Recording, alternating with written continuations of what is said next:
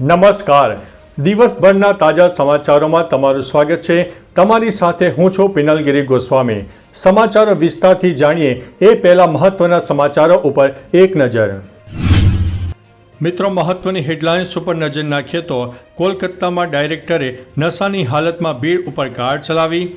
આગળ વાત થશે તાંત્રિક વિધિના બહાને પરિણીતા ઉપર દુષ્કર્મ આચરવામાં આવ્યું. વાત છે સુરતના ખટોદરાની. આગળ વાત થશે એવી ગરમી પડી કે ડામર રોડ પણ પીગળી ગયો. આગળ વાત થશે ગુજરાતમાં કોંગ્રેસનું રાષ્ટ્રીય અધિવેશનનું આયોજન, ત્યારે રાહુલ ગાંધીનું નવું કારનામું સામે આવ્યું છે. આગળ વાત થશે ગરમી વચ્ચે અહીં પાણી નહીં મળે, ત્યારે વાત થશે કોંગ્રેસના નેતાઓને આવકારવા ગેનીબેન તૈયાર હતા. આગળ વાત થશે મુસ્લિમો આરએસએસમાં પણ આવી શકે છે. આગળ વાત થશે બસ પલટી મારવાની બીજી ઘટના સામે આવી છે, ત્યારે વાત થશે ટ્રમ્પ વિરુદ્ધ હજારો અમેરિકન લોકો રસ્તા પર ઉતર્યા છે તો કેમ ઉતર્યા છે.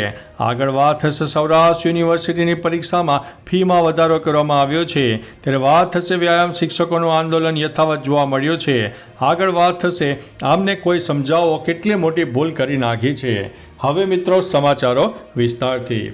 જૂનાગઢની વિકાસ કાર્યોના ખાતમુહૂર્ત કાર્યક્રમ માટેની આમંત્રણ પત્રિકામાં બુદ્ધિનું પ્રદર્શન થતું જોવા મળ્યું, જેમાં એમએલએ અને એમપી વચ્ચેનો ભેદ ન દેખાયો. પત્રિકામાં સાંસદ રાજેશ ચુડાસમાને ગીર સોમનાથના સાંસદ અને જૂનાગઢ વિધાનસભા બેઠકના ધારાસભ્ય સંજય કોરડિયાને ગીર સોમનાથના ધારાસભ્ય દર્શાવ્યા.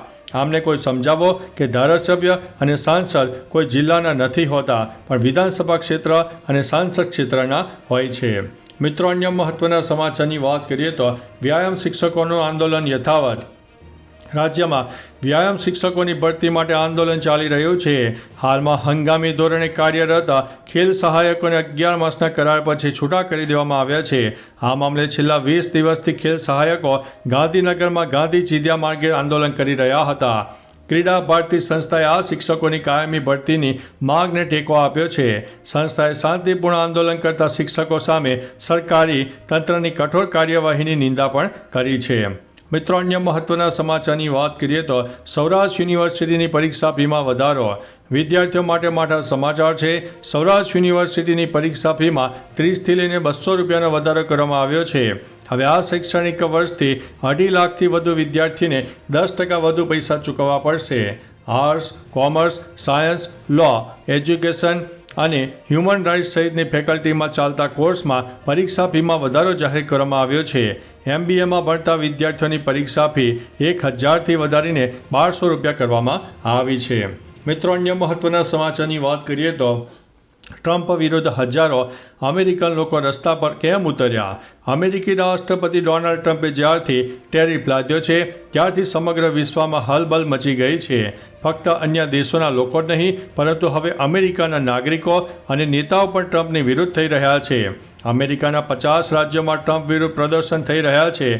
લોકો ટ્રમ્પની ટેરિફ નીતિનો વિરોધ કરી રહ્યા છે અને ટ્રમ્પ અને મસ્ક ગો બેકના નારા પણ લગાવી રહ્યા છે. મિત્રો, અન્ય મહત્વના સમાચારની વાત કરીએ તો બસ પલટી મારવાની બીજી ઘટના સામે આવી છે. ગુજરાતમાં બસ પલટી મારવાની બીજી ઘટના સામે આવી છે, જેમાં પોરબંદરથી જૂનાગઢ જતી ખાનગી બસ પલટી મારી ગઈ. સામેથી આવતી રિક્ષામાં પિતા પુત્ર સવાર હતા, તેમને બચાવવા જતાં બસ પલટી ખાઈ ગઈ. આ અકસ્માતમાં બસમાં સવાર 15થી વધુ મુસાફરોને નાની મોટી ઈજાઓ થઈ છે.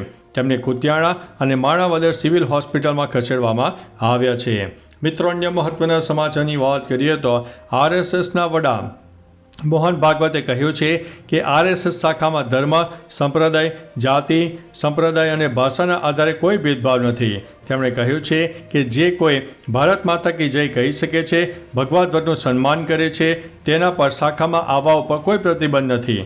જે લોકો પોતાને ઔરંગઝેબના વંશજ માને છે તેઓ જ આ શાખામાં આવી શકતા નથી. મિત્રો, અન્ય મહત્વના સમાચારની વાત કરીએ તો કોંગ્રેસના નેતાઓને આવકારવા ગેનીબેન તૈયાર. અમદાવાદમાં કોંગ્રેસનું રાષ્ટ્રીય અધિવેશન યોજવાનું આયોજન હતું. આને લઈને દેશમાંથી કોંગી નેતાઓ અમદાવાદ પહોંચી રહ્યા છે. આ કોંગ્રેસના નેતાઓને આવકારવા માટે કોંગ્રેસના સાંસદ ગેનીબેન ઠાકોર પણ અમદાવાદ એરપોર્ટ પર જોવા મળ્યા. તેઓ દિગ્ગજ નેતાઓને આવકારવાનું આયોજન હતું. અમદાવાદ એરપોર્ટ ઉપર નાસ્તો પણ તૈયાર હતો. આવનારા નેતાઓને એરપોર્ટ પર જ ગાંઠિયા અને જલેબી આપવામાં આવી રહ્યા હતા. મિત્રો, અન્ય મહત્વના સમાચારની વાત કરીએ તો ગરમી વચ્ચે અહીં પાણી નહીં મળે. ભયંકર ગરમીમાં ગુજરાતીઓ અકળાઈ રહ્યા છે. આ વચ્ચે રાજકોટમાં કાળઝાળ ગરમીમાં પાણી નહીં મળે. રાજકોટના 5 વોર્ડમાં પાણીનો કાપ રહેશે.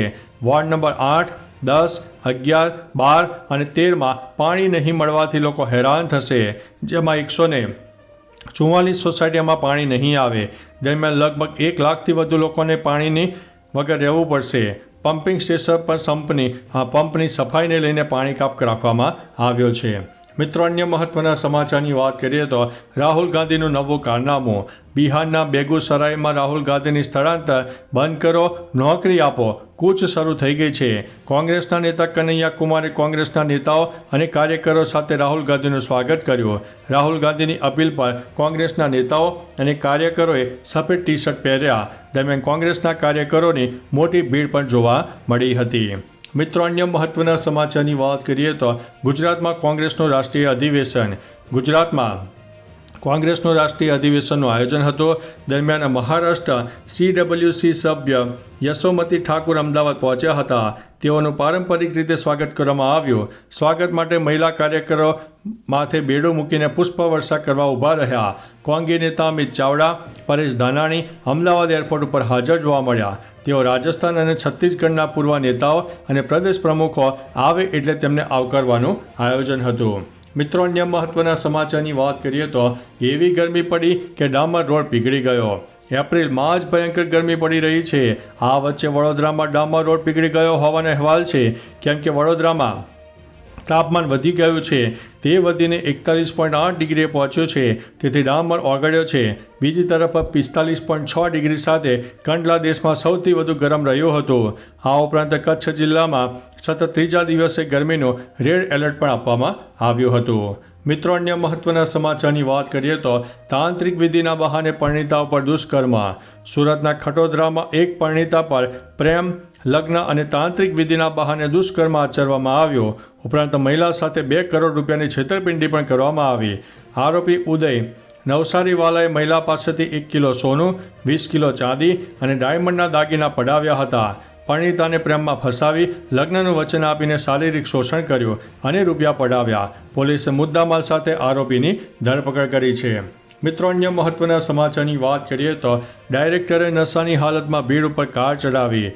કોલકાતાના ઠાકોરપુર બજારમાં રવિવારે ટેલિવિઝન સિરિયલના ડિરેક્ટર સિદ્ધાંત દાસ ઉર્ફે વિક્ટો નશાની હાલતમાં કાર હંકારીને ભીડમાં ઘૂસી ગયો. ઘટનામાં એક વ્યક્તિનું મોત થયું અને 6 લોકોને ઈજાઓ પહોંચી. કારમાં એક ચેનલની એક્ઝિક્યુટિવ પ્રોડ્યુસર શ્રેયા બસુ પણ સવાર હતી. લોકોએ બંનેને પકડીને મેથી પાક પણ ચકાડ્યો અને પોલીસના હવાલે કર્યો. ઘટનાથી વિસ્તારમાં હલચલ મચી ગઈ હતી. તો ચાલો મિત્રો, ફરીથી દેશ અને દુનિયાના સુપરફાસ્ટ સમાચાર લઈને મળતા રહીશું. ત્યાં સુધી અમને રજા આપશો. નમસ્તે.